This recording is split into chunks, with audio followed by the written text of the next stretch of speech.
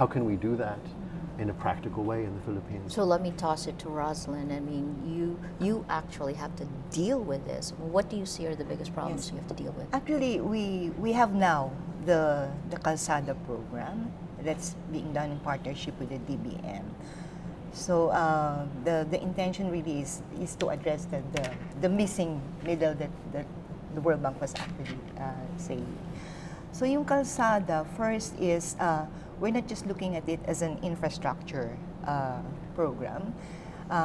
It also deals with the governance issue related to the local road management.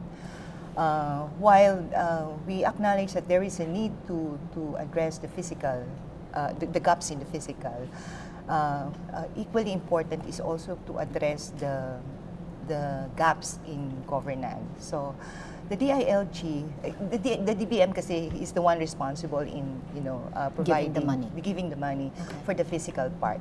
Right. So and the DILG will handle the side of the governance side. So meaning how we we're run talking, it. Yeah, we're talking here of helping first the provincial government and later on the city governments address yung for example the planning issue. Right now, if you look at the data in the past, only few provincial governments are doing planning for their local roads. So that's an area that Calzada will address. And second is using accurate information. So the open roads that the World Bank has initiated will really help us come up with more accurate data that will serve as also basis in planning. So totoo na maraming communities that are now not linked to the main roads. Kasi in the past, the national government has focused really on making sure that the national governments are okay. So the next phase is to also help the local governments. So, but that can only be done if you have a very good plan. So the first move that we're doing now is to really help the provincial government make their own provincial road network development plans. That has been done starting 2016. Of course, they are not perfect. So we're continuously helping the provincial government revisit this on an annual basis and making also sure that they're using accurate data. So can I ask you though, Roland, I mean, in terms of the plans, you would assume there were plans from decades ago in this. Is that the case? I mean, what you said it started in 2016. No, the initiatives in the past are really more of ad hoc. So and there is this impression that roads are just the responsibility of the engineering office. So we're trying to make it now as a collegial, decision at the local level, a multi-stakeholder approach, engaging the business sector also decide on which road to. Correct. So those are the approaches that we are trying to introduce now or to correct now. First is provincial government. And another area of governance that we're also looking at is on the financial side. So if you look at the budgets of the local governments, they're only putting a very small portion for the maintenance. So we're trying to encourage them to yung mainstream yung idea that a road is an asset. Yes. So COA has already issued guidelines for that to make sure that roads are treated as assets so that they have there's this consciousness that you should also put funds for the maintenance. So those are the kinds of reforms that we are all trying to introduce under the Is there an understanding in local government about how important this is in terms of the economy and the people who are using the roads? That's something, of course, that we need to tell. Kasi the idea right now, yung mindset of the local government somehow is medyo may pagka-myopic. So it's something that we need to really work on para we could appreciate that their relevance or their importance in the economy. Fantastic. Thank you.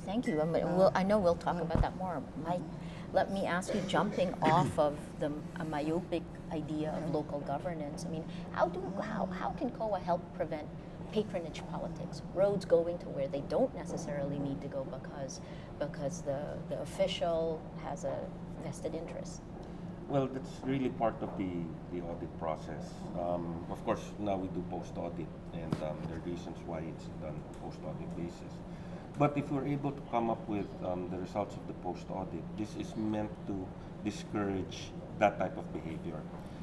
We're trying to take it a step further, and we've been working with the World Bank on this by what we call the Citizens Participatory Audit Program, where we engage with civil society organizations and certain citizens to help us in the audit process.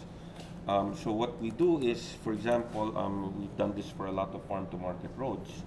We would have our auditors together with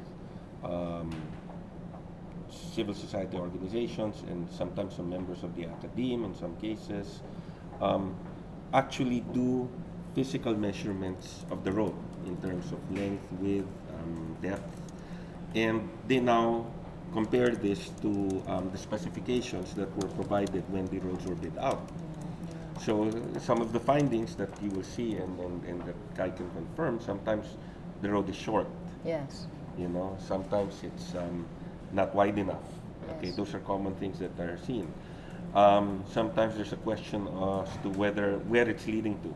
Correct. And I think the idea here is the more transparent it becomes, the more people are watching. Okay, the less likely you will find repetitive behavior or behavior as you've seen in the past. For example, a road that leads to presumably a farm, but it turns out to be one person's farm, Right. which may not necessarily be a bad thing, but then it makes you question, well, aren't there other farmers who might benefit as well? Correct. And so the idea again is the more transparent you are, the less difficult it will be for them. I like to say that people are not really afraid of penalties. They're afraid of getting caught. And if you know that people are watching and that, you know, there is transparency, that, you know, even ordinary citizens are monitoring what you do, Yes. combine that now with technology, Yes. it becomes harder to hide. Yes. And so the chances of getting caught increase exponentially. And so if you know you're going to get caught, Why do? why do it? Yeah. Sana, know. we'll help in that. But so can I ask you? I mean, why are the roads so bad?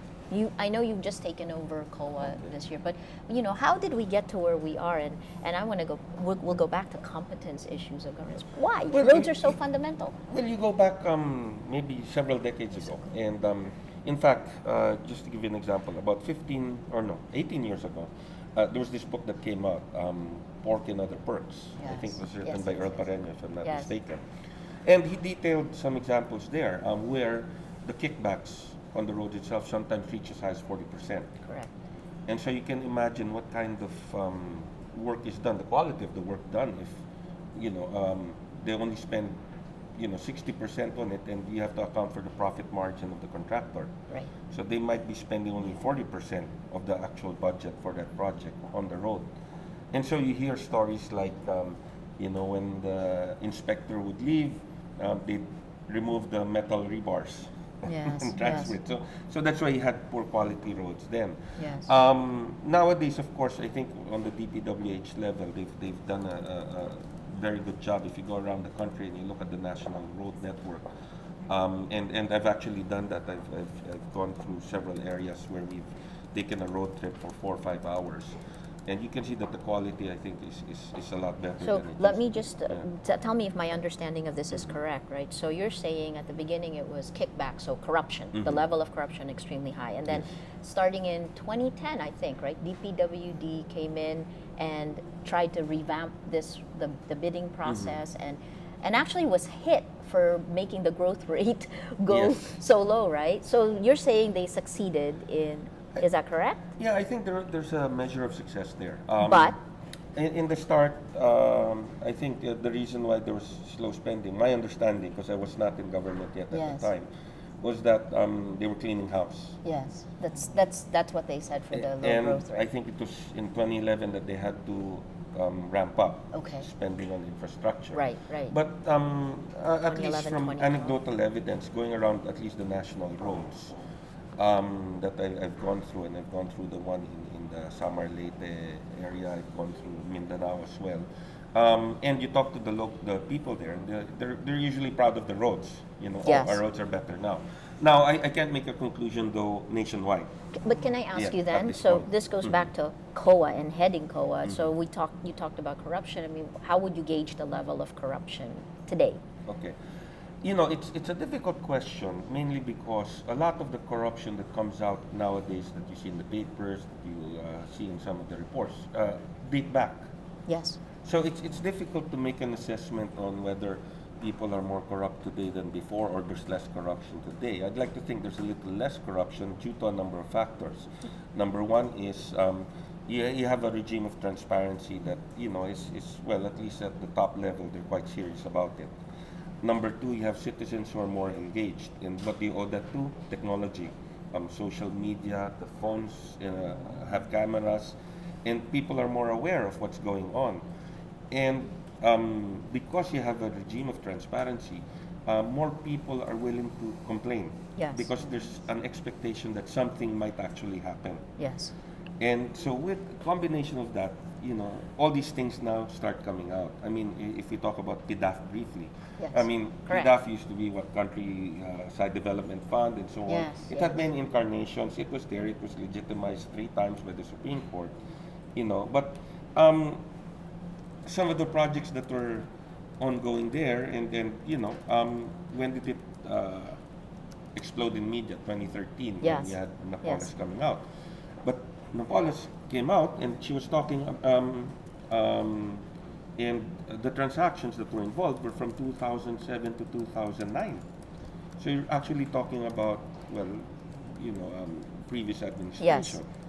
And so, you know, it's difficult now to say, you know, whether there's less or more, but chances are there's probably a little less because people are watching. So- Again, there's more transparency now. So let me ask you again, like going back to that PDAF, right? So your predecessor handled PDAF and actually was criticized at points for being on the side of administration. I mean, you're having to handle some of this, but some of that money should have gone to roads so that we're not poor in the. Yes, you still have ghost projects. I mean, that's something that really happens. I mean, considering our geography, you know, there are just some areas that are difficult to get into, you know, that are difficult to even do an audit on, because you also are concerned about the security of the people who are going there. I mean, just look at geography. You know, we're an archipelago. You have to take a boat or a plane to get to some places. Yes. There are no roads in some places and in some mountain regions, so you know it's very difficult to actually check sometimes, and you know you don't want to put your people at risk Yes. in But doing that. that's Yeah. like a chicken or the egg question. Like, for example, in Basilan, this circumferential road. So I remember decades back, people talking about building this so that security gets better, so that commerce grows. And the last I checked, it still hadn't been built. I mean, this is many, many decades back. So how do you, as COA now, you actually see what we don't see? From what you see, has it improved? The things we don't see yet. Has corruption been curtailed a little bit more? I think there's a greater awareness now, so that there is, you know, less. Probably it's lessened. I would like to think it has. No? Is there still corruption? Well, the ombudsman said marami pa rin corrupt. Yeah, totoo. That's really true. But I think a lot of people, especially when you have a regime that focuses on transparency, and you've seen some of the effects of that, there's a tendency for those who are some of those who are corrupt to be a bit more cautious. They're not as brazen. Of course, you'll always have those who are brazen, and you see that sometimes in COA reports and ombudsman decisions and so on. But again, because there are more eyes looking and people are serious about it, there's a tendency to refrain from that behavior. Or I guess maybe if you look at their mind, maybe they pick their spots. But the idea is, again, the more transparent it is, the less chances that they will do something corrupt. But I think it's important to point out that you take your cue from the top, from the leadership. If you have a leader who's corrupt, then chances are, you know, people down the line will say, well, you know, if they can do it up there, why can't I do it down here? And to tell you the truth, I've heard that reasoning when I was in the private sector Correct. from certain government employees. Of course. But if you have a regime where, you know, the leader's not corrupt, and more importantly, perhaps, is perceived not to be corrupt, then chances are those in line will follow. I mean, not everyone, definitely, but you're creating an atmosphere where, hey, let's do things right, let's do things correctly, let's not steal anymore. So we'll definitely go back to the bottom up, right? And we'll talk about that a lot more. But Kai, I want to just talk about these three things we just discussed, which would be patronage, politics, corruption from Mike, competence from Roland. How compared to other countries, how do we stand in these? Well, every country has its own challenges in terms of managing the roads. I think in the Philippines we do have a number of particular challenges. It's a highly decentralized country. 85% of our networks is effectively being managed by 80 governors, 1,600 plus mayors. Right, so And local governments who don't have one standard or training necessarily. Not a different standard, not a different training, and different ways of doing it. So somehow you need to figure out how to make the national initiatives come together, the national financing, the national scaling up, the national vision. What is it that we're trying to connect? Is it no community left behind? Is it building a more vibrant agricultural sector? Is it boosting our tourism? I think we lag significantly behind other countries in the region with tourism. And one of the clear issues is our infrastructure. I was joking to the chair before, whether it's a tomato or a tourist, if you're on a bad road, you get bruised. And people, this is something that remembers, so we say that jokingly. So we need to improve that infrastructure. And DPWH has done a lot, I think, on the national network. It has also been implementing a lot on the local road network, but ultimately it needs to be about local government and local citizens taking charge of this and setting the expectations of what constitutes good roads. Can I just backtrack on DPWH? So DPWH would take care of national roads, which is only about 30,000 kilometers. The rest of it goes to local government, right? That's local right. government. And how much are you talking about? How much do you think we need to be able to leave no barangay behind? Well, one question, and this is a question that we've been trying to pursue, you spoke about a plan, a provincial plan. We Yes. currently don't have a comprehensive shared map of our roads in the Philippines. How is that I possible? joke, we have our road length, we said one of the statistics that you put out is if you take all of our roads in the Philippines, the national ones, at least the ones that are currently mapped, you string those out, that takes you halfway to the moon. We expect that there's about another 50 or 80,000 kilometers of roads, which will take you 3/4 of the way to the moon. Not quite all the way to the moon, but we currently don't even have a shared map at the provincial level. So one of the things that DILG, DPWH, and others are doing is simply, let's try to put together a map so we actually know what roads are there and what roads are not there. What are the assets that are currently actually available? Because unless you know what roads you have, you cannot ask the question of which communities are connected and which communities are not connected. That sounds so rational and logical. It's logical, but I think I think you put up a slide earlier saying is, can we isolate roads from politics? We would actually disagree. We would actually say good roads should be good politics. So how do we find ways in which the mayor, the governor, the central government, or others actually engage with their citizens and say a good road is actually good politics? So don't try to, I think you said, the engineers are important, but don't let the engineers run the road network.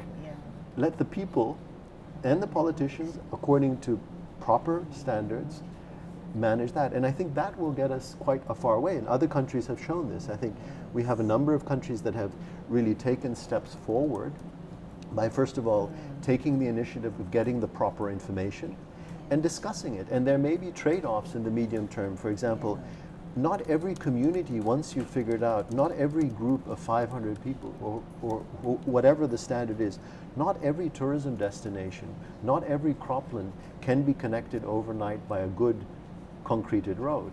But at least when you begin understanding what would it cost, you can begin having a conversation about, well, what can we do in 1 year, 2 year, 3 year? And that would be the second point I'd make is, good roads are good politics, but also taking away this annual ad hoc nature, that it's not about allocating a bit for a road every year, but it's about medium-term planning. It's an understanding that even if the project doesn't come through this year, it will come through in 2-3 years, and it gives people a different perspectives. And that's how countries have made progress with their infrastructure. They haven't done it overnight. Nobody would expect that. But they've made steady and significant progress to the extent that certain countries now are generally seen, I think, from the competitiveness surveys of having done it. They didn't do it overnight. They did it step by step over time. And I think that's really where the Philippines is at a pretty exciting juncture at the moment. I guess for me, I'm still shocked at the fact that we don't have one. I mean, why is it that a country that has more than 7,000 islands, not have a road program that connects it, a planning project? Singapore, for example, has 10-year plans for these. Why do we not have that? Is that not handed down from government to government?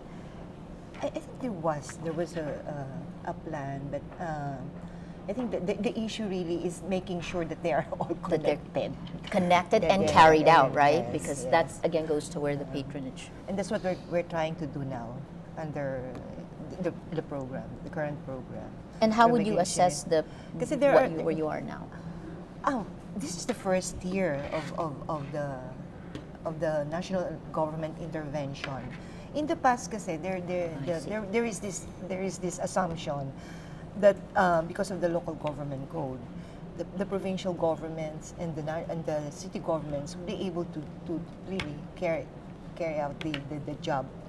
But as you said, it's 85% of the local roads. In our estimates alone, if we're just talking of the provincial road, we would be needing almost 200 billion just to pave all the provincial 200 roads. billion You can just pesos. imagine that's I think only about 31,000 kilometers out of the 200 kilometers. Got it.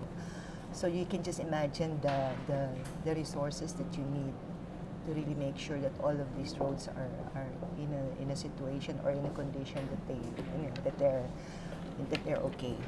So So if for the guys watching, you can actually take a look at roads, poverty, and the 2016 elections, and they can flash this the Bukidnon farm to roads, right?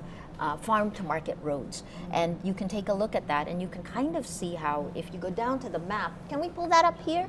If you go down to the map of this, you can actually see, and this is with data from the government and from the World Bank. You can see here, right? Take a look at this. Come Mike, come with me.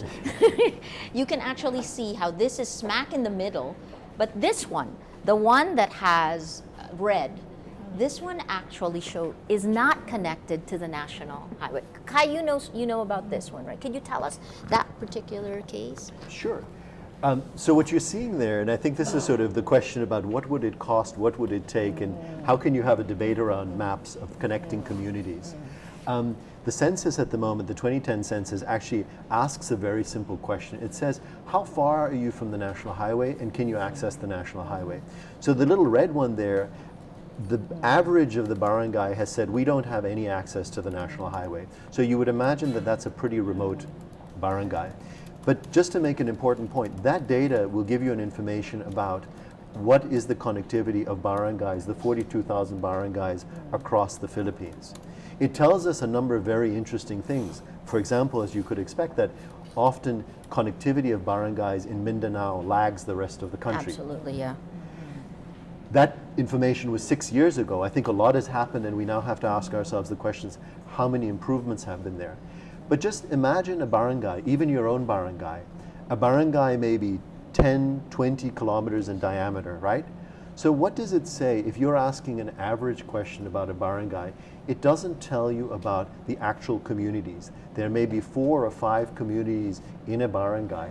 And using satellite imagery and the mapping, I think this is some of the work that DILG, DPWH and others are doing, is actually using a lot of these powerful new technologies of satellites, of smartphones to actually mapping, because then you can actually ask the question, okay, not just the connectivity of barangays, but the connectivity of a community. Yes. And when you take that map to a community, powerful, and you begin having discussions, and you basically ask the question, why is that community not connected? What would it take to connect that community? Is it about doing it in 2 or 3 steps? If the community is very remote, You cannot connect it overnight and may not be the most efficient, but you can begin having the building blocks. So this map, we think that maps are an incredibly powerful way of structuring the conversation, and then having choices made at the local level that prioritize resources better, and asking the questions that the chair asked. Well, this road leads to a particular destination. You know, I'm amazed. We spend billions of pesos on roads. The simple act of geotagging costs you nothing more than a selfie today. So if we're willing to take lots of selfies of ourselves, we should be willing to post selfies of roads, right? But on a serious note, we have to then build the systems, I think, to provide that feedback, to structure it well. We're going to go back to systems, and I want to go back to you after that. But before we do that, I want to let's call up #OpenRoads, right? So you're going to see agos.rappler.com/openroads. If you go there, you'll see a way for you to get involved with #OpenRoads. Take a look at the roads that matter to you. If you are if you're a farmer, you know how important roads are, right? And you can see that in the last story that we just pushed out on Twitter right now. But if you're a tourist, you know how important roads are. So when you're on a road, if it's going well, snap a selfie, as Kai said. If it's not going well, snap a picture, post it. Everyone will see it. Roland will look at it, and then she'll say, okay, what can we do there?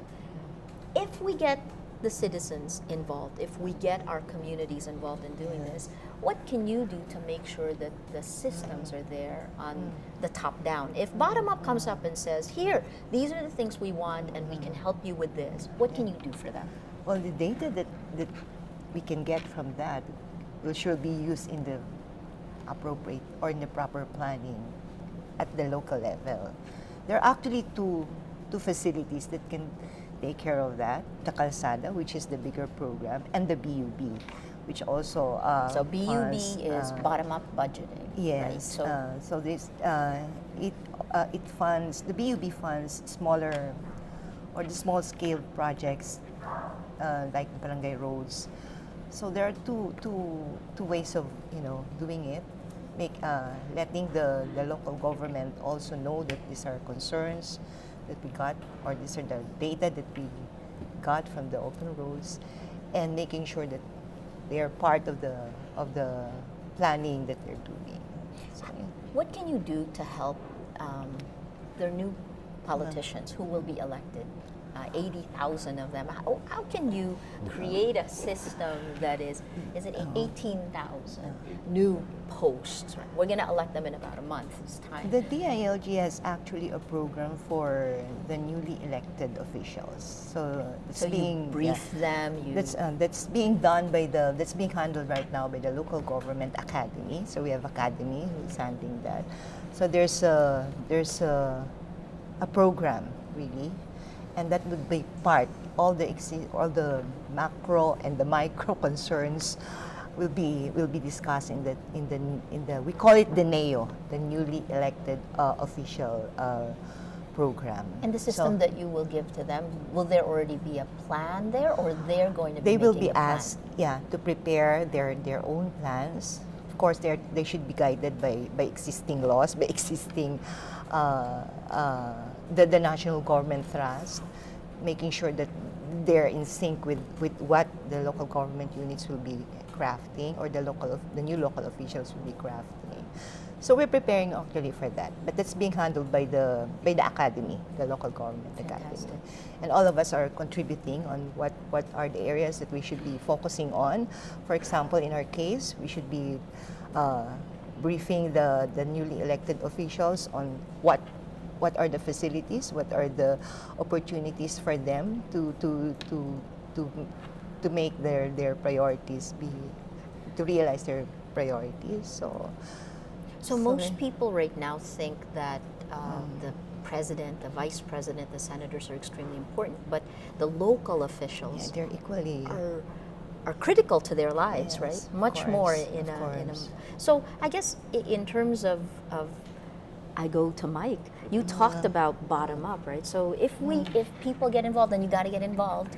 If people get involved, how are you going to make sure that the politicians who were elected actually don't don't give it to their friends, don't build the roads that lead nowhere? There are many aspects to your question, but let me take one. In terms of getting roads built, we've been working again, as I mentioned, with World Bank using GeoTagging technology, which is basically the data taken from pictures that you take on your cell phone. More likely than not, the default mode is they're connected to the global positioning system of some satellite. And so each picture provides you with, if you look at its properties, you'll find there the date, the time, and the place. And when we talk about place, latitude and longitude, so it's very precise. And so we've been doing a project for quite some time, mapping out certain roads, mostly farm-to-market roads. And the World Bank has actually provided us with what they call the GeoStore, which is sort of like a database where we have all this data collected and provided there. And it's very important that we're using this technology because it ensures us that the picture being taken is of the location. Right. So at It least can't be faked. yes, you get rid of the noise. Right. And the GeoStore itself has other measures to ensure that there's even a barcoding system that they use. But that really refers to roads that are already built. Right. You know, we want to take it a step further to monitor even the construction of the road itself. So how does that work? If you recall, in infrastructure projects, there's a billboard required to be placed up. Ordinarily, it's both a requirement of the DPWH and of COA. And it requires you to indicate the cost of the project, the name of the contractor, you know, the details, how long it should be constructed, what's the length, and so on. Sometimes you see a picture Yeah. of some politician. Right. That's not part of the which regulation. people are actually calling out, right? Yes. What they call EPA, no? Yeah. Anyway, so we're saying, why don't we require a digital or electronic billboard? So you get some sort of format, and what we've been thinking about is Facebook, mainly because it's mainstream. Well, you know, it's a no-brainer for most people. Require that the data that you see on the physical billboard appear on the digital billboard or appear on Facebook. And now you invite people to post pictures of the construction as it's being done. So you could have, say, a kid on the way to school or a mother coming home from the market taking a snapshot, you know, maybe once a week, who knows, maybe even every day, so they can see what's going on. And they post it, and if we're able to utilize the geotagging properly, then you get rid of any noise. So no one will post, or a picture that, or someone who tries to post a picture of a different site, or maybe even Yes. just his face. You know, it Yeah, won't come yeah, up yeah, because yeah. it's not Yeah. in that location. And you now invite the public to comment. So, for example, if it looks like it's being delayed already, it looks like the construction is delayed, they might ask, this looks like it's delayed, well, what's the problem? And so now, if the agency feels that this is a legitimate question, then they can now throw it to the contractor to explain how you're being asked. So what you have here is real-time monitoring of the situation, of the construction. And the brilliant thing here is you could actually monitor it from anywhere in the world as long as you're connected to the net. And so even if, say, I'm on official business in China, Yeah. I could, you know, just log on to Facebook to see, okay, how's the construction going in this particular area. We've had an experience with this in 2014. This was before I came in. But one of our commissioners, Jose Fabia, in one of the buildings that was being put up by the Commission on Audit, a 2-story building in one of the provinces, he said, okay, let's experiment. Let's put up a Facebook page and let's ask people to post pictures. Of course, the only ones posting were people from COA. You know, because, I mean, not that many people are interested in our building, I suppose, outside of people in COA. And so that was the start of that experiment. And we said, why don't we take this a step further? Yeah. The ideal, if we're able to launch it and it works, is maybe no more ghost projects. Yes, that's fantastic. The less than ideal, well, at least lessen those. Yes. But here now, you're giving power to the people. You're empowering them to make a difference. If the road is going to be built in your barangay or in your backyard or in your city, you want to make sure it gets built, number one, and you want to make sure it gets built properly. Yes. And so you have a stake in it, and we're asking people have a stake in it because this is for you, and this is actually your money being put to use. So that's one of the initiatives that we're trying to look at. I'd like to mention we work also with the ALG on some of the initiatives with respect to local governments. No? We've come up with a barangay accounting manual. This is one of the tricky points because sometimes you elect people, officials in the barangay who are not, acquainted with Who don't know. record keeping, disbursements, receipts. So we've come up with a new accounting manual, and I think they're going to be conducting trainings, with the municipal, city, and provincial officers, accountants mainly. And I think after they elect the barangay elections in October, they'll be hosting it for the barangays as well. So I mean, some of these initiatives, and we're trying to translate this manual into as many dialects as possible, because we want to keep it as simple as possible, so that even if you're in a barangay in Mindanao and you speak a certain dialect, it's something that you can at least relate to. It's easier for you to understand. So, the bottom up part is still aspirational, being tested. You have some examples of this, right? You've been running the Open Roads project for So I think one of the things to follow up on, and I'd want to emphasize again, progressively building up systems and expectations. One expectation would be we currently have over 10,000 local investments in local roads going on, not just Calzada, but a whole host of other programs. Yes. So the first expectation that you would need to set to avoid ghost roads is every planned project that is approved that gets a peso from the budget should have a geotag. There's no financial reason, no cost reason, no other reasons to not have every single project geotagged. DILG is doing that with the provinces. As we like to say, no map, no money. It's why would you finance a road and not ask for the simple thing of where that road is being built? So part of that will be changing the expectations from communities that roads are not state secrets. You Yes. should reveal where your road is. If you have a good reason why the location of the road should be a state secret, I think that could be argued. But it should be absolutely the exception and not the rule. Yeah. We're currently seeing that the geotagging performance, this is information available on each one of these 10,000 projects, is just over half.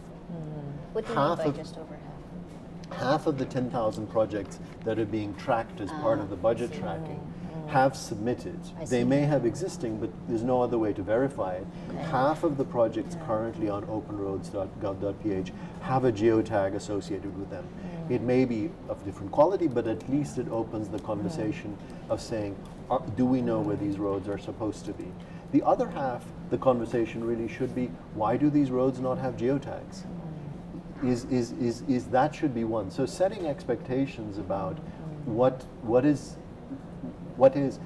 should be submitted, and I think clarifying I see those it. regulations across the oversight agencies is absolutely vital, because otherwise the onus is really on a set of select projects where the spotlight is on, and it really should be on all spending that is being done by national government. So setting those expectations is one way of avoiding ghost roads. If you've mapped every road, you know if there's a road being built on the top of each other or if it's not being built. That requires systems. Further going, you also need to begin setting expectations on the part of communities about what is the minimum information that should be available. Yeah. If you have billboards that are out of date by 2 years, you have to ask yourself the question, is that right? And finally, communities ultimately will have to set their own expectations about what constitutes a good road.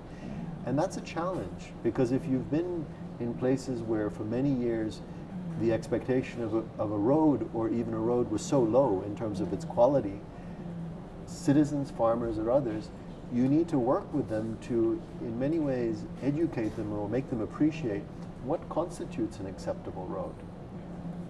And I think that's a learning process, and going back to international experience, a number of countries have taken years to do that, but they've done that in different ways. They've done by communicating, they've done by demonstration cases. The best way to know what is a good road is to see that your show. neighbor has a good road. Yeah, If yeah. you've seen your neighboring mayor have a good road, you will learn quickly what you expect of your politicians. That doesn't happen overnight. Yes. But I think technology and learning and bottom-up adjustment can help a lot in that. I think Can I just ask, does the geotagging rule apply to all road funds? Is that something you would consider? there's all. something- Yeah, again, there are two aspects to that. There's the completed road, Yeah. and there's the road that's Being built. being built or about to be built. So our intention is it should cover everything because, like Kai said, it doesn't cost anything to take that picture and upload it. Okay, so Yeah. we're actually running out of time, but so far you talked about the bottom-up part, the geotagging, competence and the plans, trying to make sure our officials have it and can plan. The punitive aspects of it on COA's part, how do you spot the guys who aren't caught? I mean, how do you catch them? Well, it's really part of the audit process, and well, there are a lot, and I think that's one of our challenges now. Just from all these PDAF cases alone, there are really hundreds, if not more than 1,000, perhaps, that are still being investigated because these are very detailed. You need going through a lot of documents and. I guess to correct the misconception, people think the auditors just look at paper. No, they go on the field.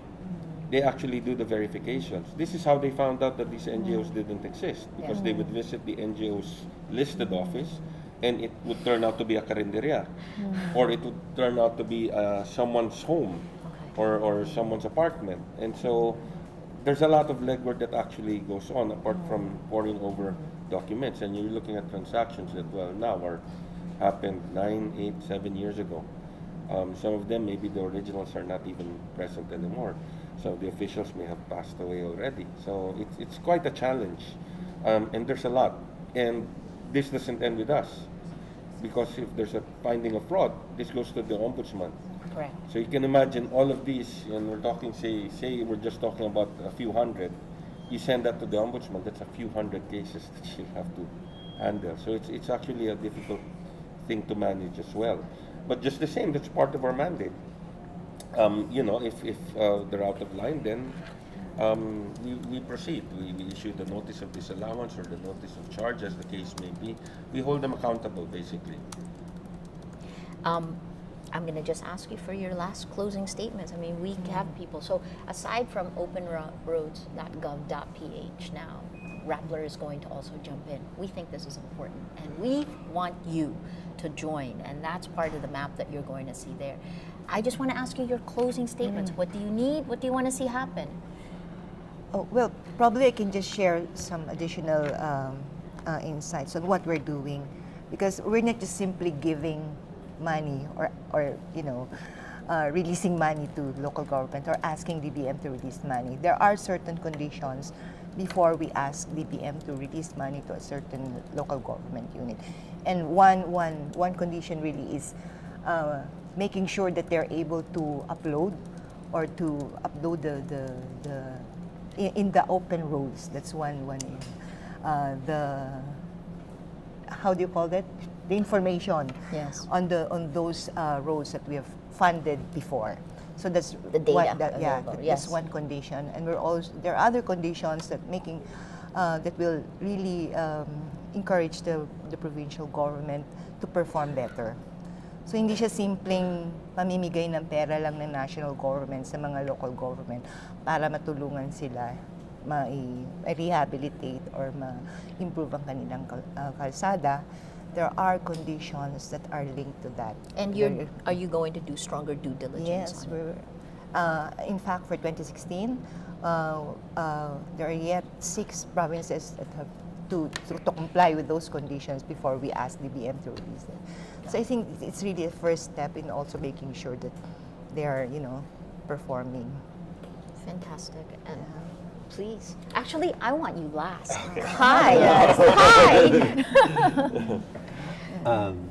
I think just to conclude, we have a delegation here, even from the Netherlands audit office this week, who are sharing experiences with the Philippines and looking at some of this work around using some of these new technologies and things like that. And they remarked to me, it's amazing that the Philippines is actually leading in many ways and innovating in many ways. I mean, we have, we call the social media capital of the world. We have very challenging issues in infrastructure that's being scaled up. And the question is, how can you begin combining that power of social media and technology? It's not a silver bullet, but it allows you to begin changing conversations. So that mix of technology changing expectations, how can it get us better infrastructure, better roads, better being concrete about it? So I think we're excited about that, and there's lots going on in the Philippines. And even as it builds its own path, the Philippines can actually be, I think, a model even for other countries that are beginning to use this and saying, well, how do you change? And there, the conversation really needs to move from a concern that it's all about corruption, it isn't moving anywhere, nothing is happening, nobody's happy, to a conversation that says, first of all, good roads are good politics, Yes. that you have a certain clear set of visions, whatever political vision that is, whether it's no community left behind, whether it's this, whether it's that, but that there is a clear vision that leaders are laying out and saying that they will perform to. So that would be, at least from the World Bank side and ours, we of course want to make sure that there is performance of these programs, however it is defined. So that people expect that there is a certain performance at the local level for these programs. And it starts with, I think, as you said, simple things like, well, as you say, no map, no money, no move. I mean, which is a part of the Calzada program. If you don't submit the movie of your proposed road, you don't get the money. And it may seem like a very simple thing, but it is transformative. It is a real game changer for the way that roads are being prioritized, and those are stepping stones. So I think changing the conversation, moving it along, and having these building blocks, and then saying we are on the road to better performance on these roads is again, it's an exciting journey. I think where the Philippines, both by scaling up the money, but then by spending it better, can make a world of difference. Your last thoughts, Mike? Yeah, I guess to take off from what Kyle was saying, yes, it's quite heartening, and maybe some good news for a moment. Because the countries of Bhutan and Nepal, they've actually asked us to introduce them to the concept of citizens participatory audit. The Nepalese were here recently.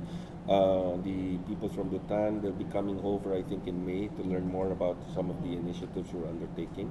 But even more than that, Kai mentioned that the Supreme Audit of the Institution of the Netherlands are here together with some faculty, and they're assisting us in terms of primarily utilizing geotagging for data analytics and data gathering. But at the same time, they've intimated to us that they're also here to learn about how we are intending and actually using it in the audit process, because it's something that they had not envisioned. And so it's good to note that we are actually in the forefront of some of these initiatives that are dependent largely on technology. But just to emphasize, I think, the importance of roads. A former insurgent told me this. He said, our biggest fear? Roads. When the roads are being built, that's a signal for us to move. Yes. Because I think, in one of these Kevin Costner movies, they say, if you build it, they will come. Yeah. And I'm reminded of... Field of Dreams. Field of Dreams, yes. I'm reminded of China about a dozen years ago, when they were building roads across the desert. And people are wondering, why are they building roads in the desert? And precisely their idea was, no, we build the infrastructure, they will come. And true enough, the investors came. They located in the deserts of China. Why? Because the roads were there, the infrastructure was there, they had a high-speed train going there. And so, in our case, the importance of infrastructure, not just roads, can't be understated. It's if we were looking at progress, whether it be tourism, whether it be agriculture, whether it be commerce, the roads are really important. So, important thing, make sure the roads get built, and of course, make sure they get built properly. It seems like an unlikely advocate that COA is pushing for open roads, right? It's so interesting. Well, thank you so much, gentlemen and ladies. We've been speaking with Commission on Audit Chairperson Michael Aguinaldo. He's the Department of Interior and Local Government Director for Project Development, Roland Zambales, and World Bank Senior Economist Kai Kaiser. We're talking about #open roads. Get on it. Look at the roads around you. Try to figure out what you need. Help them help you. I'm Maria Ressa. Thank you for joining us.